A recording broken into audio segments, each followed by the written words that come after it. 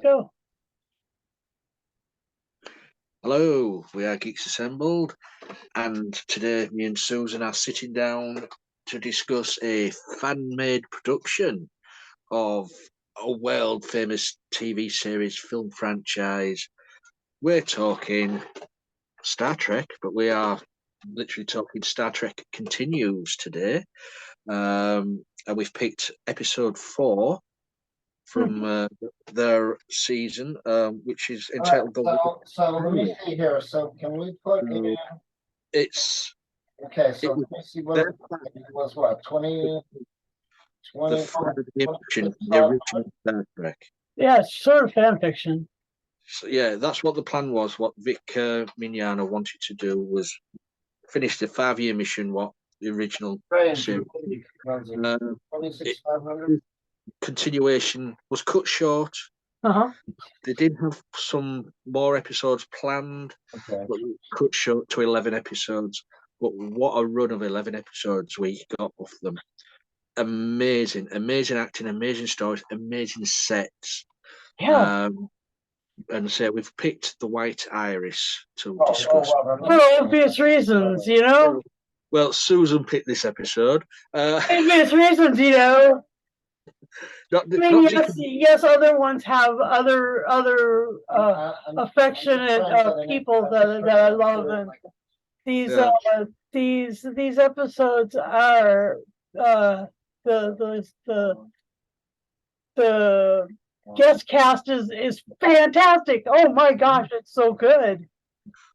Well, you can just see the love they've got for the show. Yeah. Say even the costumes. I mean, I've seen the behind the scenes documentary things they've made, and how with the sets, the stories, and it just pure love for the series. So this so good. This episode is they're on a peacekeeping mission. Fortunately, to be very fortunate, you sort of have to cast so. Even you get planets, wasn't it? Offered to you, then you have to look, then you have to consider. You're going to have to cast a wide net anyway. Kirk, played by Vic Mignogna, is knocked out cold by some other faction. And tested a drug to recover his. Fortunately, we can't use a realtor because that's more. He's on the verge of death. So, and then all of a sudden, all these hallucinations start happening. Yep. After he's knocked out. So, we'll go over to Susan for opening thought on the White Iris at the Star Trek Continues episode. Okay. Well, first of all, not unlike the original series, Star Trek Continues has had some great actors in it pass away. Like Grant Imara, who played Sulu. I guess he died recently, like a couple of years ago, 18 or 19. Good guy. I mean, he was on Mythbusters for a heck of a long time. And then there was some other people who have passed away, but I was just here we go. Here's headcanon. This is Doctor Who crossover with Star Trek. I know that there is a canon version of Doctor Who crossing over with Star Trek called Assimilation, and it's all about the difference in battle structure between the Borg and the Cybermen. Mm-hmm. And the fourth Doctor starts off against the fourth Doctor starts against Kirk and McCoy and those guys, but then of course, when it ends up being the Borg, the big time crossover was the 11th Doctor and Captain Picard. Captain Picard. Anyway, the important thing is to realize is that Doctor Who is that the Sixth Doctor, Colin Baker, plays the ambassador, the chancellor, the whatever, the big mucky muck in this. And for part of it, you think he's going to be like one of these evil guys because his group is all these fanatics, and like the other planet's full of people with a hell of a lot of technology. And I mean, I found a out lot of different science fiction things have gone into like this dichotomy. Star Trek does in a couple of different places. Doctor Who does in a lot of different places, and then Stargate Universe does this. Like half of their team gets left on a planet and wants to have an agrarian lifestyle and just lives this simple life and rebuilds, and then there's another team that wants to stay with the Destiny and stay technologically connected. No, not yet. Anyway, those differences are really apparent in science fiction, so it's fun to watch them go through this. But the incredible thing about this is that Wait a minute now.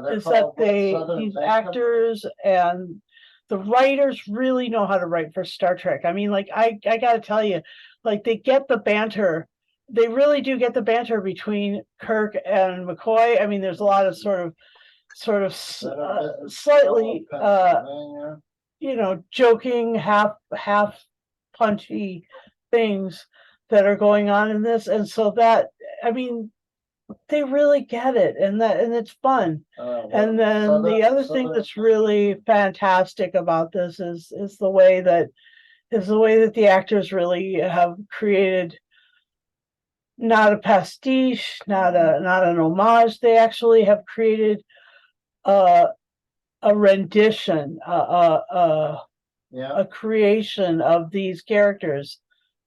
So you don't end up going, oh my gosh, I really wish this was played by, James Doohan instead of Chris Doohan. I really, really wish this was played by George Takei instead of Grant Imara. What is this?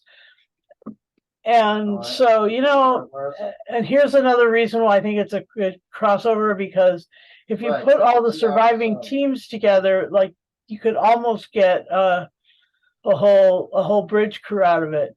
Now that unfortunately, it's the sad truth, but we've lost Nichelle Nichols recently this year, and that's really hardcore for some people. But and for me, all I'm waiting for is Colin Baker to be moved into Star Wars, because literally he's done everything else, and Tom Baker to do something for Star Trek. I mean, like those two have to go this way and do the other thing now. That's what they need to do to fulfill my headcanon. They need to do these things and just solidify the Baker takeover of all science fiction. It's not just these franchises, it's the Baker juggernaut. And anyway, that's my humble opinion on the subject.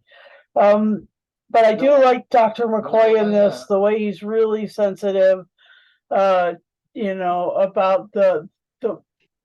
the complete wackadoodle that Captain Kirk ends up being because of this blow to the head, or this thing inject. I don't know if he got injected or blow to the head. I don't know.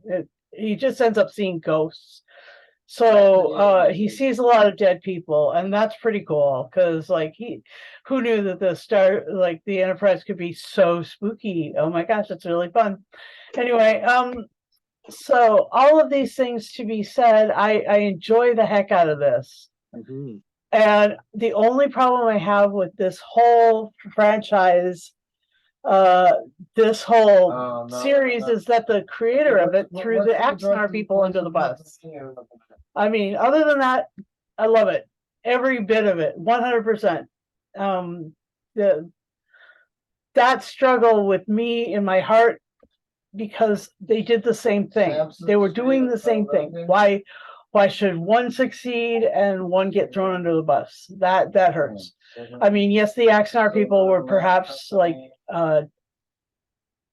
maybe they weren't going to, I don't know what, It's LLC. maybe it wasn't going to work, but they should have, I mean, the way Paramount used to go chase down people at cons and put cease and desist letters, these just blanket statements, cease and desist letters on booths in fan groups and things like that at science fiction conventions.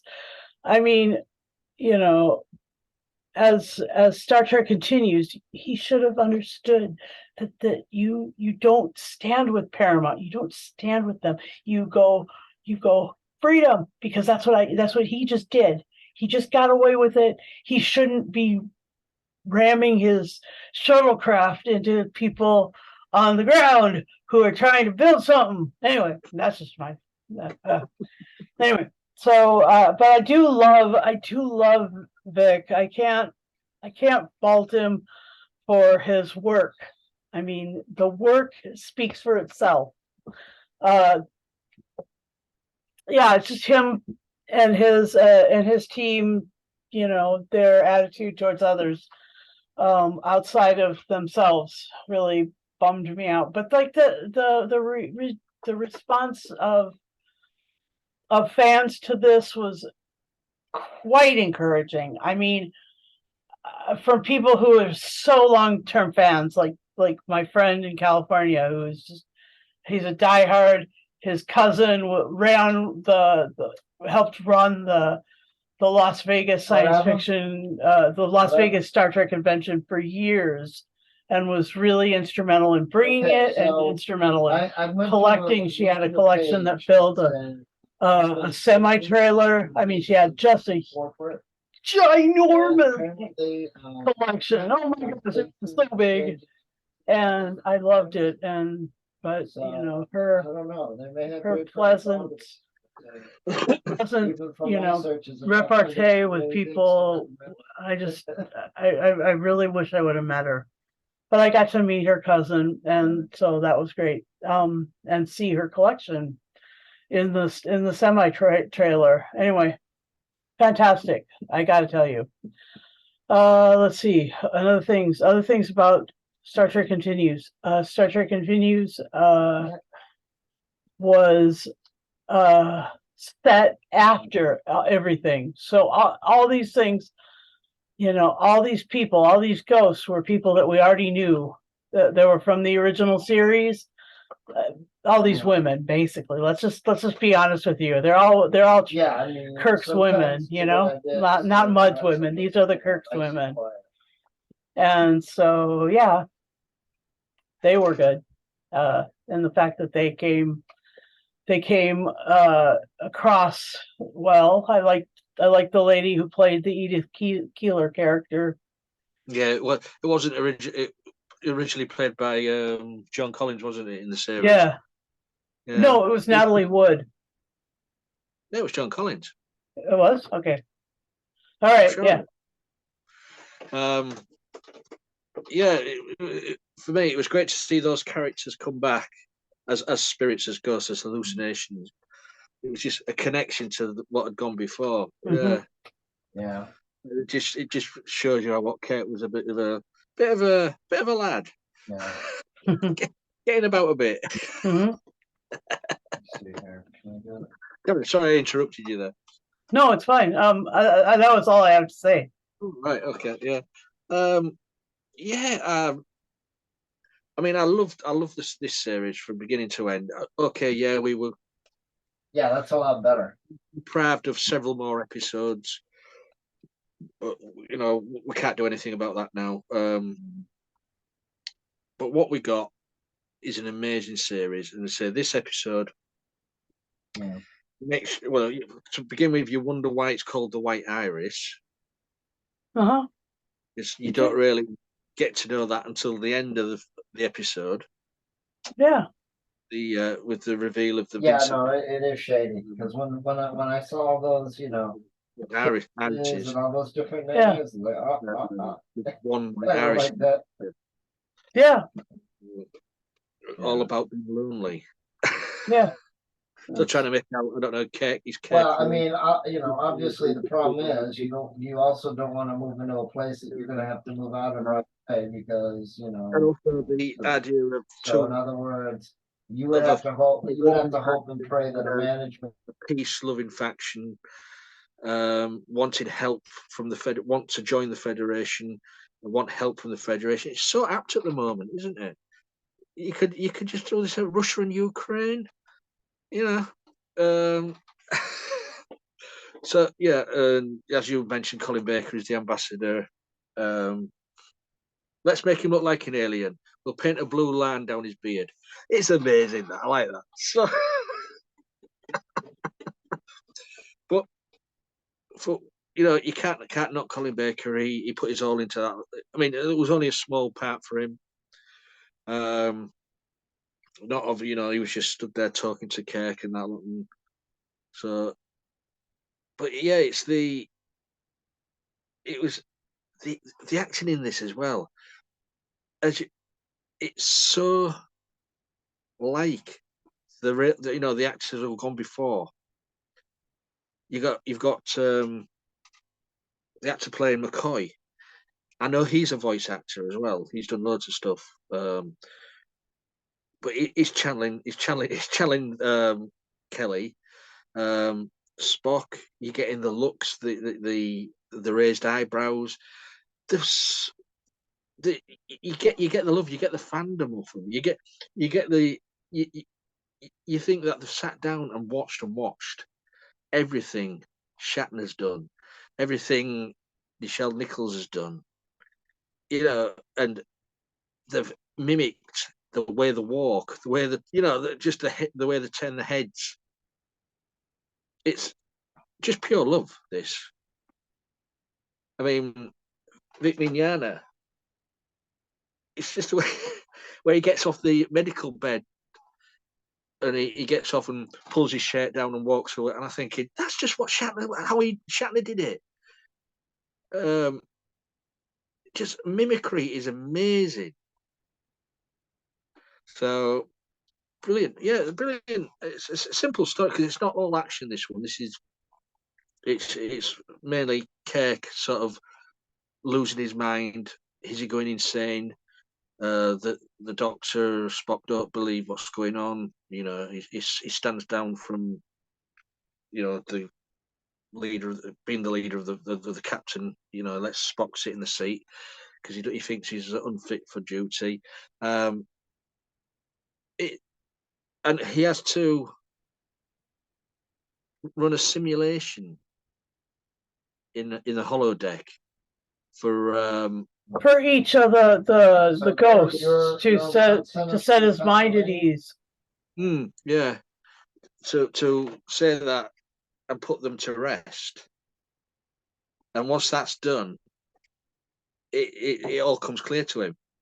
He can, because all the way through this, after the knock on the head, he can't remember the password for for this what is it, this weapon, this thing to save the faction, the planetary defense system. Yeah, he can't remember it, and then that's where White Iris and the irises, because the password was irises. Yep. I think, oh no, it's all coming clear now at the end. That's okay. It's understandable. Amazing story. I mean, what was it, 50 minutes long at the most, which was roughly around the length of the original episodes what aired back in the 60s. So good on them. When I discovered this Star Trek Continues years back now, I just thought this was amazing. I loved every minute because I love anything. I love any sci-fi, any horror, anything like that. For me, though, I'm always an original Trekkie, as you can see. Kirk and Spock, that's for me. Shatner and Nimoy.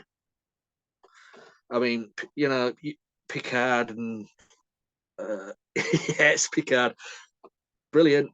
I love what they're doing with Picard. I love what they did with the Next Generation. But for me, I'll always be the original Trekkie. I loved the movies, what they did. So looking forward to Picard season 3, which we will be reviewing once it comes to an end, when it's aired and finished. So that'll be sometime in April, I think. So we'll be getting our Trekkie hats on again. So anything else you want to say? Or is this too far away?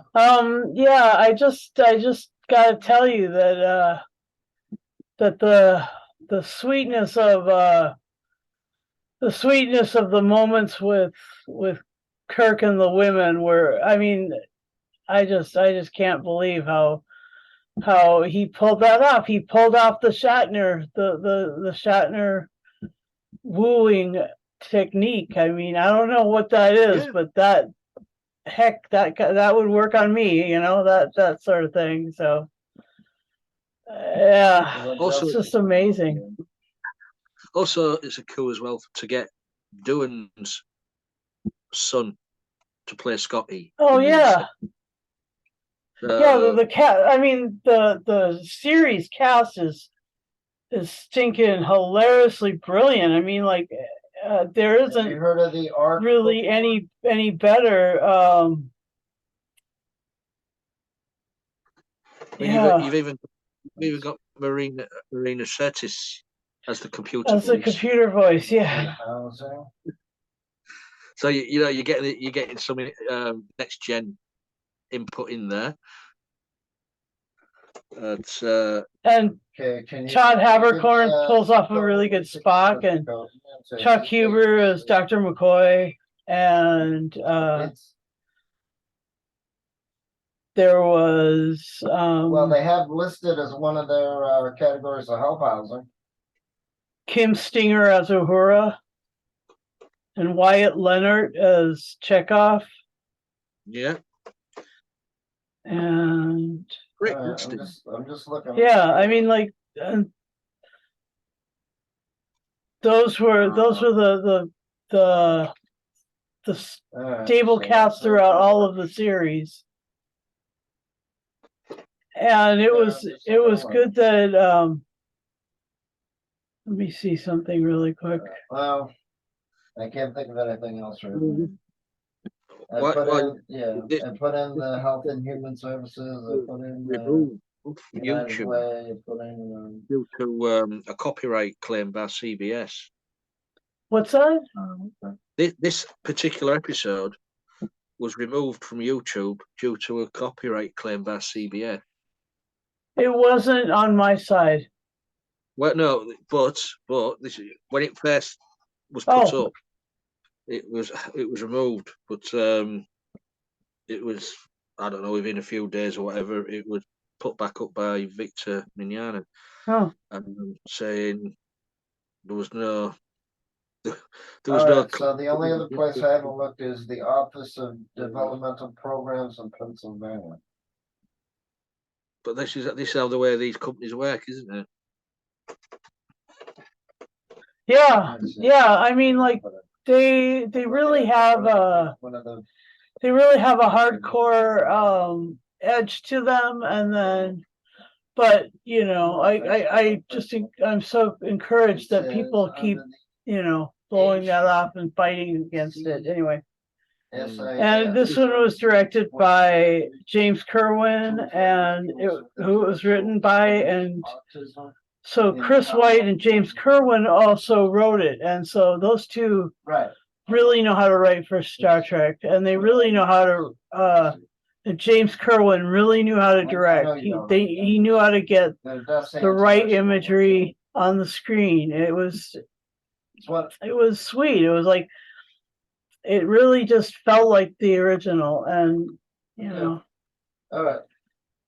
And it Well, also it's one of the pictures I sent to you. Sorry, I'm just trying to see if I can look up the web. In memory of Leonard Nimoy, because he passed away around that time when this was. Oh my gosh, I know, it was amazing. So that was good to have a little nod to Mr. Nimoy, the original Spock.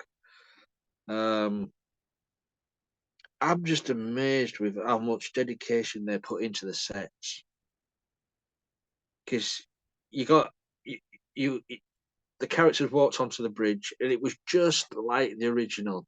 Yeah, it was perfect. And then the engineering was good, and the hallways were great. I mean, I don't know if this will ever be available to purchase on physical copies. And the what do you call it? The sick bay was just absolutely amazing, spot on, and I liked how they had the thing with all the little on the back. That I just never knew what the heck that was supposed to be. I mean, in terms of what it was supposed to be measuring. I just thought, oh, it's bouncing up and down. It's like a disco. It's like a potentiometer or whatever. I suppose these guys who are fans that who made this had to get it 100% perfect because the other fans out there would have really ripped to it. Oh my gosh, I know. I guess it's a cruel world, is fandom. Oh my gosh, I know. But, yeah, see, now that's the thing that I'm talking about is that YouTube these days. As I said just then, I don't think there's any way of trying to get these on physical copies, DVDs, Blu-rays, because I don't think they'll be allowed to do that. So the only way is to put it in your watch list and save it. Put it in your save list on YouTube. So try and find it to download somewhere, just because it's good to have it. It's good to have put it alongside the the original series. Yeah. So anything else before we go to Final Fantasy Score? Yeah, the original series just didn't last long enough. The even with this, it just doesn't. In the animated series, it just doesn't last long enough. It needed some more time, but now we're getting all the Star Trek we can shake a stick at. So I really do like the Strange New Worlds show. I think that's where I can plunge my original series fandom, and I can't wait for Picard to either, like Lee was saying earlier. I've tried delving into the other series of the Discovery and what's the one thing, the animated things, Lower Deck, and just not for me. I've tried, but I'm a Kirk boy. Yeah, you are. I don't care what anybody says about Mr. Shatner. I know. You'll be told, Mr. Takei. Just put your differences and kiss and make up. That's right. Yeah. So, right, shall we go to Final Fantasy Score then? Sure. Over to you. Okay. For its complete perfection and dedication to detail and minutia, I think that it's that, just like Lee was saying, that stuff is really important. And because it satisfies my headcanon for a crossover where the Doctor has been helping this planet along, and suddenly they have to deal with, they need a planetary defense shield, and the Federation has promised it, and Kirk goes wackadoodle, and that's just fun, because that's the way these crossovers work, and I think that the response from fans was excellent, and I think that and I know that's why they, due to that crossover feel, I have the feeling that that's why Nicola Bryant was in it, and I just think that once you choose one, you can't leave the Sixth Doctor without Perry. This is just like the reality of the situation. Anyway, I would give this I'd give this 10 10 transporter pads out of 10. I think it's just brilliant. I think it's really, really great, and I know it had captured all of my imagination when I first saw it. I was like, I cannot believe that Vic did this and how wonderful it is. And so, yeah, no matter what happened with the creators, I still give this a 10 out of 10. Yeah, I don't discount the show for their actions. I just wish they wouldn't have thrown Axanar under the bus. I wish they wouldn't have thrown any other fan generated stuff under the bus. You don't need to do that. You thrive because of it, and they need to thrive because of it. It's just really simple. Okay, and so all that being said, I love it, and I'm really glad that we're doing a Star Trek weekend this weekend. And so, yeah, what about you, Lee? What's your final say and score? Great feeling. It just brings back the feel and the love for the original series. The guys replacing the original actors, amazing. Sets, awesome. Okay, so when I looked at it, then it goes back to the division of guest stars. You can't knock it.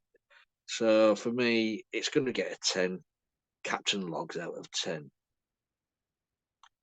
Of course, yeah. If you guys, if you haven't seen any of these Star Trek Continues, they're freely on YouTube, all 11 episodes. Just wish they'd made the other 2 or 3 to make it a little bit longer. But there's 11 episodes there, so amazing. So that's our review of Star Trek. Yeah, the original series needed to be 7 series long, just like the rest of them. Yeah. That is correct. Yeah, so that's the White Irish Star Trek Continues. We've just poured our love all over it. So everybody involved in these productions, it just it was appreciated what you guys did. So you guys out there, if you've seen it, leave a comment below. Let us know what you think. If you haven't, go watch them on YouTube. Come join us if you want to.